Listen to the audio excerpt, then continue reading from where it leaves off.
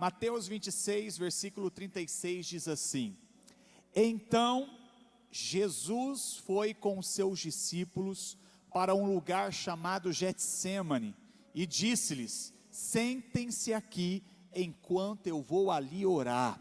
Levando consigo Pedro e os 2 filhos de Zebedeu, começou, diga comigo, Jesus começou a entristecer-se e a angustiar-se. Disse-lhe então: a minha alma está profundamente triste, numa tristeza mortal. Fiquem aqui e vigiem comigo. Jesus falando. Indo um pouco mais adiante, Jesus se prostrou, o rosto em terra, e orou: Pai, se for possível, afasta de mim esse cálice, contudo, não seja como eu quero, mas como o Senhor quer. Diga para o teu irmão: você é mais forte do que essa dor. Catedral, se houve um homem que soube lidar com as suas emoções, esse homem foi Jesus. Jesus, ele sofreu todo tipo de retaliação psicológica que um ser humano poderia sofrer na vida. Só para vocês entenderem, Jesus foi traído por um amigo, Jesus foi negado por um discípulo, Jesus foi mal compreendido pelas multidões, Jesus ele foi rejeitado pelos seus. Mas sabe o que mais me chama a atenção em Jesus? É que sempre Jesus transforma a dor em remédio. Quando esperavam que Jesus iria falar, Jesus silenciava. Quando imaginavam que Jesus iria punir, ele perdoava.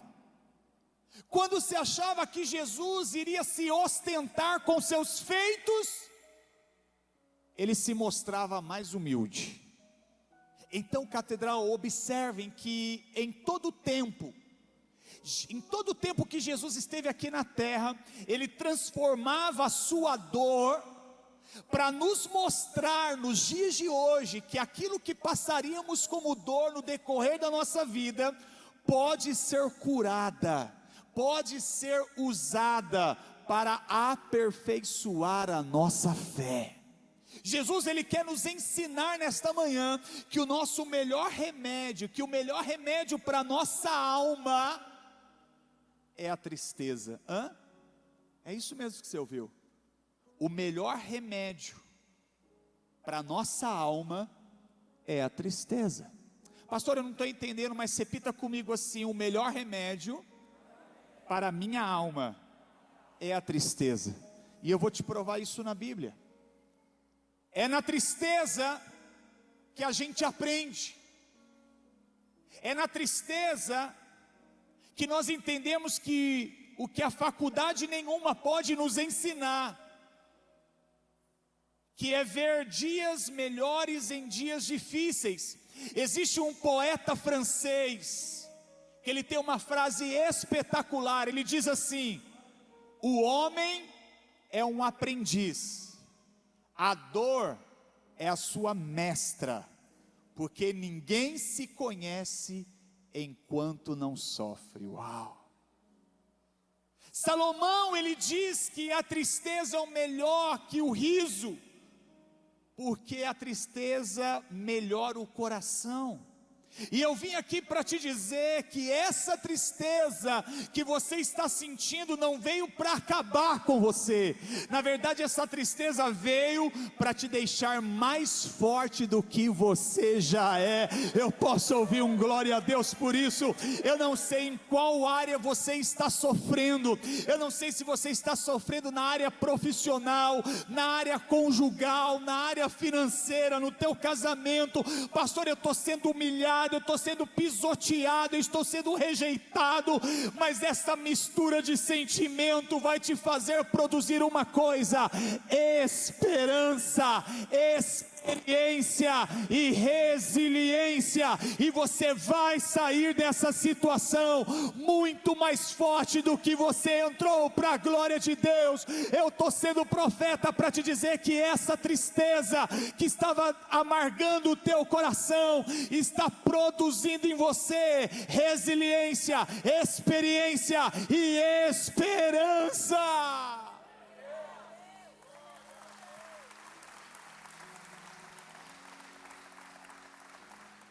Enquanto eu prego, o Espírito Santo está colocando um colírio em seus olhos, para você começar a ver a vida de uma visão diferente no meio dessa dor.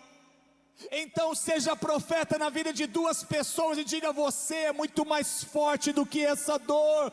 Será que tem profeta aqui nesta manhã para apontar o dedo para o teu irmão e dizer: você é muito mais forte? Você não sabe a dor que essa pessoa está passando, mas declare sobre ela: você é muito mais forte do que esse divórcio, você é muito mais forte do que esse diagnóstico, você é muito mais forte que essa doença, você é muito mais forte do que qualquer tempestade que se levantou contra a tua vida.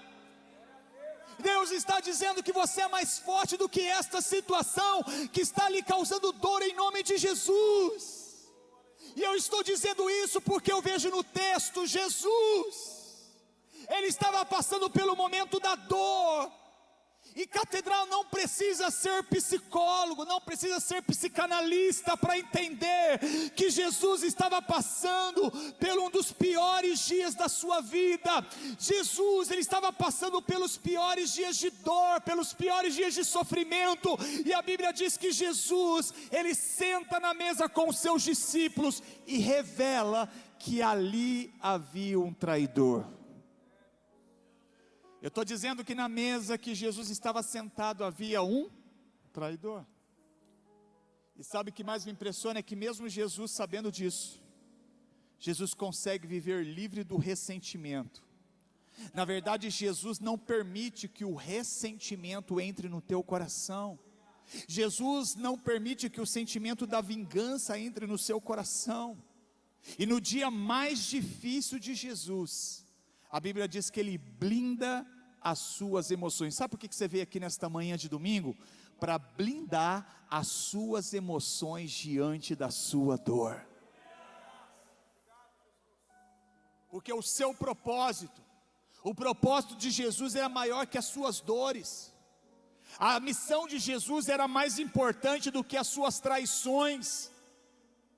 A sua missão, a missão de Jesus era mais importante que as feridas, que as preocupações, do que as punhaladas pelas costas. Ei, Catedral, não importa o que fazem com você, o importante é o que você vai fazer com o que fizeram com você. Pegou ou não? Eu vou repetir: não importa o que fizeram com você essa semana, eu estou sendo profeta para dizer: o importante é o que você vai fazer com o que fizeram com você. Te traíram, o que você vai fazer depois da traição? Te apunhalaram pelas costas, o que você vai fazer depois da apunhalada? Ei, não se trata do que fizeram, mas se trata do que você vai fazer. E eu estou sendo aqui hoje o seu pastor para te dizer: você vai escolher andar curado. Ah, meu Deus do céu, estou sentindo a graça de Deus aqui. Você vai escolher andar em paz, aleluia. Você vai escolher deixar para trás o que fizeram com você. Você vai ser diferente daquilo que fizeram contra você. Outra vez eu repito: você vai fazer diferente daquilo que fizeram com você. Meu Deus do céu, há uma graça de Deus aqui. E grave bem isso para você levar para a tua vida: nada do que fizeram contra você terá o poder de adoecer você. Levanta a tua mão, porque tem pessoas que estão começando a ficar doentes espiritualmente, psicologicamente, pastor, mas eu me apeguei tanto com essa pessoa, pastor, eu tenho uma história com essa pessoa. Deus te trouxe aqui, né? Meu Deus do céu, para dizer: nada do que fizeram contra você vai ter o poder de adoecer você. Pastor, mas me traíram, me venderam, me machucaram, me lesaram. Aí eu te mostro um homem da Bíblia, José. José foi traído pelos seus irmãos. José foi abandonado pelos seus irmãos. José foi vendido pelos seus irmãos. Mas José transformou tudo isso, sabe no quê? Resiliência. Não, sabe o que eu acho mais lindo, pastora Sabrina? É que José, ele foi vendido, foi machucado, foi lesado pelos seus irmãos de sangue. Mas José, ele transforma isso em resiliência, para um dia sentar na cadeira de governador do Egito. Repita comigo, resiliência. Recebe essa palavra, catedral. Não importa o que você está passando, mas o que você está fazendo com essa situação que você está passando. Versículo 26, me ensina o que Jesus fez no dia mais difícil da sua vida. A Bíblia diz que ele se levanta e canta um louvor. Sabe por quê, catedral, que nós iniciamos o culto cantando? Porque quando cantamos, o nosso corpo, ele produz uma grande quantidade de endorfina, que é uma substância que traz um bem-estar para o nosso coração. Por isso que a gente começa o culto, às vezes a gente entra triste, preocupado, cheio de coisa na cabeça, aí começa a cantar as canções, e no momento que vamos cantando, vai sendo liberado sobre você a endorfina, que é uma substância que vai trazendo uma paz ao teu coração. E quando nós cantamos, nós nos sentimos melhor. Por isso que você fala, quando eu vou para a catedral eu me sinto melhor. Porque quando nós cantamos, nós colocamos tudo para fora, tudo aquilo que estamos sentindo, choramos, nos alegramos, batemos palmas, levantamos a mão. Quando nós cantamos, nós sentimos a alegria da palavra que está sendo ministrada através de canções. Tem um ditado popular que diz assim, que quem canta, seus males espantam. E está certo isso. E Jesus, no dia mais difícil da sua vida, a Bíblia vai falar, pastor Flávio, que ele canta um louvor. Porque na verdade Jesus não iria para a cruz com o coração amargurado e ressentido, aleluia. Ei, quando você estiver triste, uma dica do céu, quando você estiver amargurado, depressivo, angustiado, cante e adore. Deixa eu profetizar. Nós teremos uma geração de pessoas mais saudáveis dessa cidade, congregando em um único lugar, estou profetizando, e essa casa será chamada casa de cura no meio da adoração, para a glória de Deus. Eu estou declarando que Deus está levantando uma geração de adoradores, que serão curados no meio do louvor. A depressão não terá mais legalidade, porque assim como Jesus levanta o seu louvor no meio da angústia, nós iremos levantar adoração no meio da dor, no meio da tribulação, e o Senhor liberará a sua unção sobre nós.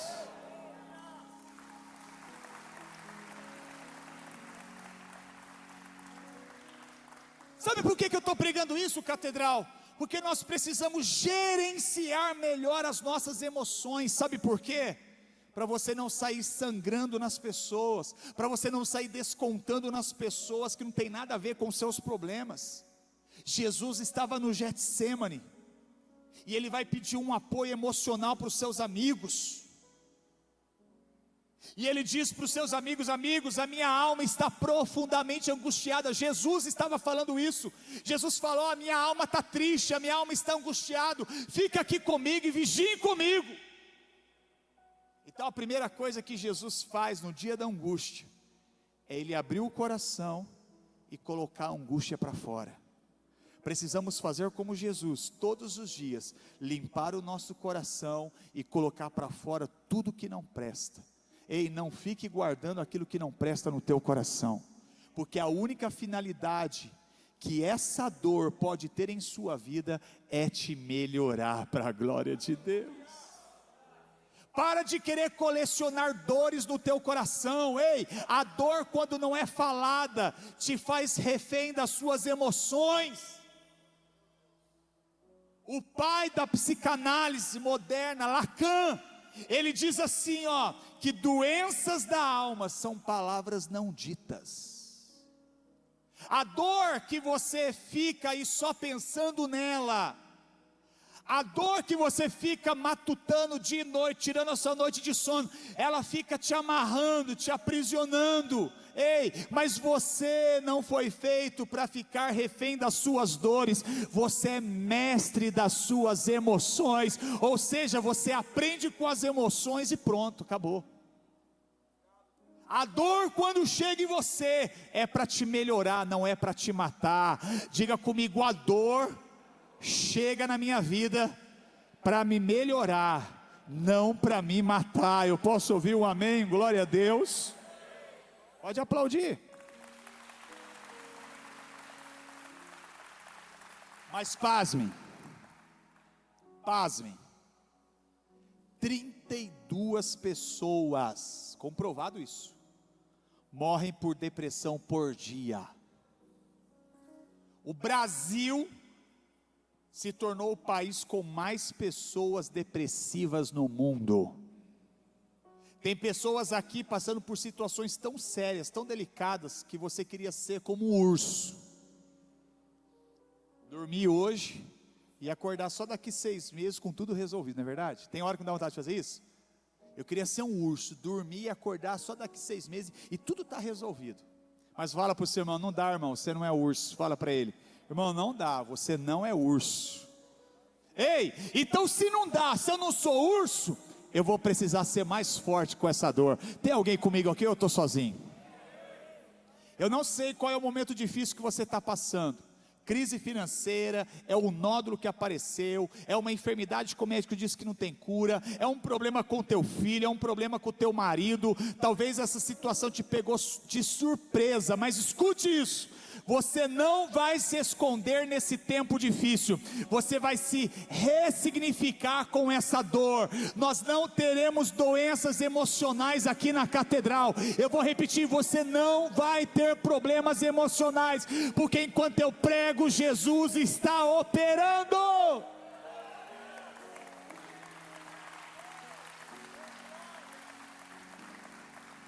Pastor, mas eu estou num momento difícil, eu preciso decidir isso até tal dia.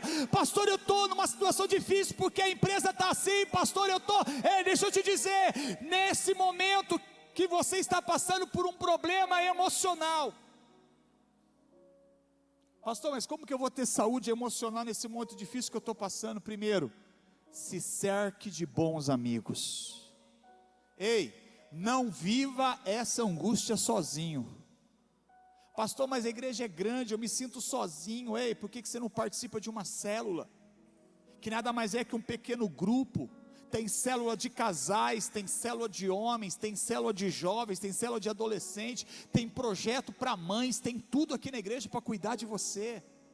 Vamos aprender com Jesus. A Bíblia diz que Jesus chama Pedro, chama Tiago. A Bíblia diz que Jesus chama João e diz: ei, vocês podem ir comigo para o monte orar. No dia mais difícil da vida de Jesus, a Bíblia diz que ele se cercou de bons amigos. Tem gente que fala: eu não fui na igreja, pastor, porque eu estava triste. Pastor, eu não fui na igreja porque eu estava mal. Meu irmão, é aí que você tem que se cercar de boas pessoas, para Deus falar o teu coração. Porque já que você tem que passar por essa angústia, não passe dentro de casa sozinho, não passe dentro de um quarto escuro, não passe isolado das pessoas. Quando você estiver doente, quando você estiver angustiado, quando você estiver sentindo mal, faça como Jesus, venha para a casa do Senhor adorar, glorificar e cantar louvores ao Senhor.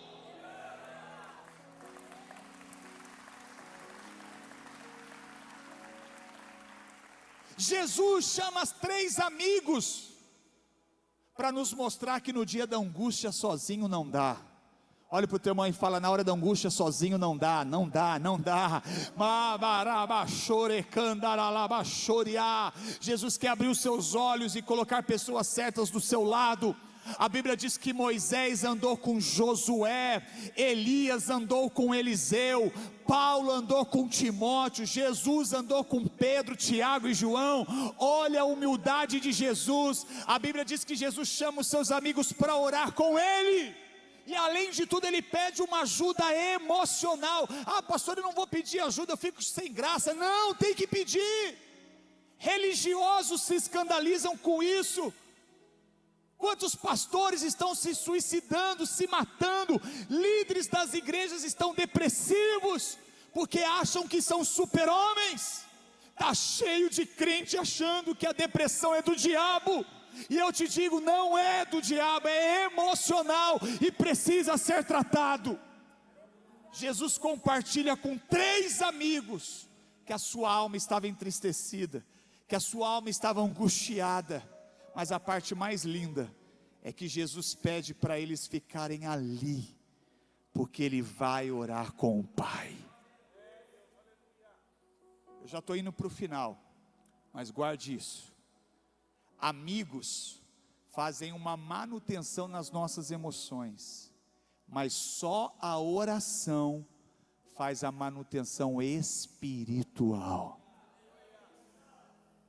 No dia mais difícil, Jesus se cercou de bons amigos, mas em segundo lugar, no dia mais difícil, Jesus se derramou diante do Pai, e sabe que Jesus falou? Pai, se for possível, passa de mim esse cálice, mas se não puder, a tua vontade prevaleça na minha vida. Tem gente que está perdendo emprego, perdendo família, perdendo dinheiro, e deixa de amar a Deus. Mas sabe o que eu aprendo com Jesus? Que no dia mais difícil, Jesus olhou e disse: meu Pai.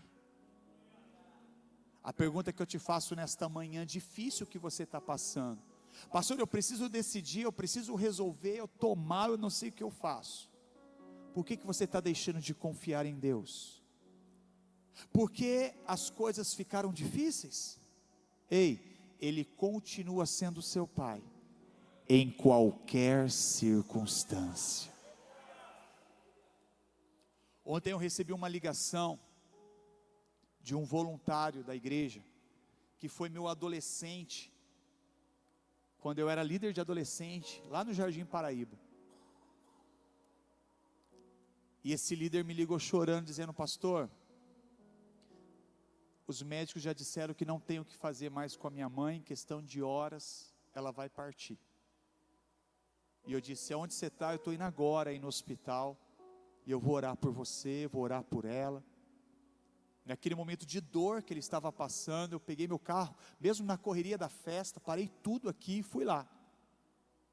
Chegando lá no hospital, dei um abraço nele, entramos na UTI, oramos pela mãe dele, fomos lá fora, tivemos mais alguns minutos, abracei, orei com ele e vim embora para continuar a festa. Nós temos em média 30 guerreiros para o estacionamento de Scala. Precisava de 5 pessoas ontem, nós não conseguíamos. E acredite se quiser, sabe quem veio servir ontem no meio da dor? Esse jovem. Quando eu cheguei aqui na igreja às 6 da tarde, ele estava ali na porta com um sorriso no rosto, com a mãe desenganada na UTI. Sabe o que é isso? É pegar a dor e transformar a dor em aprendizado. É mostrar para a situação que, independente da situação, Deus continua sendo Pai. Eu não sei o que você está passando. O Edilson está passando pelo momento da despedida pela sua mãe. Talvez você está passando por uma depressão, o ministério já vai se preparando aqui. Talvez você está passando pela dívida, pelo desemprego. Mas deixa eu te dizer, Deus continua sendo o seu Pai. Pastor, eu estou doente também, eu estou desenganado. Ele continua sendo teu Pai. Pastor, eu fui machucado. Ele continua sendo seu Pai. Pastor, eu tenho decisões importantes a tomar. Ele continua sendo seu Pai.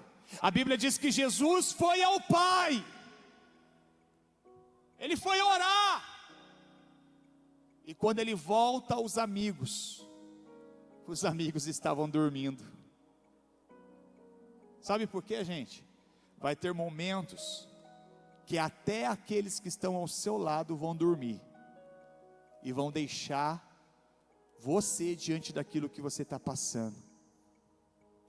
Mas a Bíblia vai dizer, e alabás, que um anjo apareceu e fortalecia Jesus. Essa palavra é para alguém aqui hoje.